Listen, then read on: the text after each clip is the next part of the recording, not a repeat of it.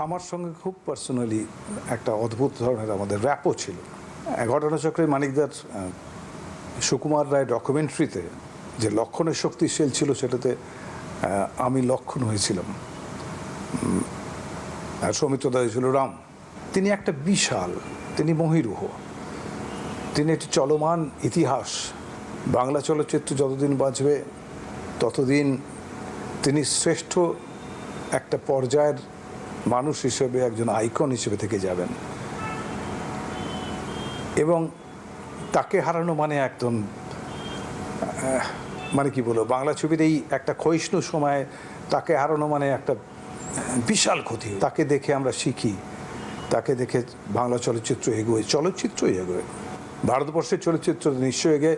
এমনকি পৃথিবীতে তাকে যেভাবে রেকগনিশন দেওয়া হয়েছে, লিজিয়ন অফ অনার যেভাবে দেওয়া হয়েছে, শ্রেষ্ঠ সম্মান যেটা দিতে পারে ফ্রান্স, সেটা তিনি পেয়েছেন, যেটা তার গুরুদেব মানে সত্যজিৎ রায় পেয়েছিলেন একমাত্র, তারপরে উনি পেয়েছেন।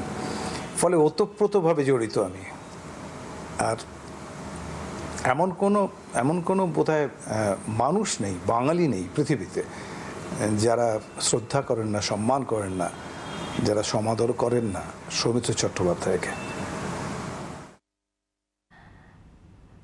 প্রত্যেক মানুষই তাদের অভিজ্ঞতার কথা বলছেন, তাদের প্রিয় মানুষ, প্রিয় দাদা, প্রিয় অভিনেতার আজকের প্রয়াণের সময়। অভিনেত্রী সাবিত্রী চট্টোপাধ্যায়, তাঁর সঙ্গে আমরা টেলিফোনে কথা বলেছিলাম।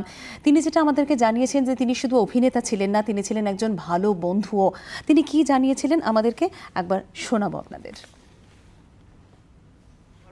ভাষা নেই, মানে এত স্মৃতি ওর সঙ্গে জড়িয়ে আছে যে অভিনেতা হিসেবে তো স্মৃতি আছে, মানুষ হিসেবেও ওরা আমার খুব বন্ধু লোক ছিলেন।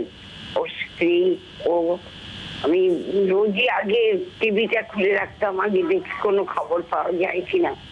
আর এখন আর আমি কিচ্ছু করতে পারছি না। একের পর এক মানুষজনের সঙ্গে আমরা কথা বলছি এবং প্রত্যেকেই একটাই কথা বলছেন যে শুধুমাত্র অভিনেতা হিসেবে নয়, মানুষ হিসেবেও কিন্তু তিনি অসাধারণ ছিলেন। প্রতিক্রিয়া জানিয়েছেন অপর্ণা সেন, তিনি বলেছেন তিনি ছিলেন আমার ইন্সপিরেশন। শুনে নেব। আপনারা দেখতে পাচ্ছেন বেলভিউ নার্সিংহোমের সামনের ছবি আপনাদের সামনে, যে 24 ঘন্টার মাধ্যমে আপনারা দেখতে পাচ্ছেন যে মুখ্যমন্ত্রী মমতা বন্দ্যোপাধ্যায় তিনি গিয়ে পৌঁছলেন। সকাল থেকে একটা উদ্বেগ উৎকণ্ঠা ছিলই এবং অবশেষে কিন্তু আমরা দেখলাম যে 86 বছরের জীবনে জীবনাবসান হলেন। দীর্ঘ 1.5 মাস ধরে লড়াই করলেন সৌমিত্র চট্টোপাধ্যায়, অবশেষে আজকে প্রয়াণ। এই মুহূর্তে দেখছেন বেলভিউ নার্সিংহোমের একেবারে সামনের ছবি। মুখ্যমন্ত্রী মমতা বন্দ্যোপাধ্যায় তিনি এসে উপস্থিত হলেন। সকাল থেকে প্রশাসনিক কর্তারা একের পর এক আসছিলেন, সেই ছবি আমরা আপনাদের সামনে তুলে ধরেছি। ডিসি সাউথ থেকে শুরু করে ইন্দ্রনীল সেন, সিপি, এছাড়াও আমরা দেখেছি যে পরিচালক অভিনেতা রাজ চক্রবর্তী, তাকেও আমরা দেখেছি আসতে।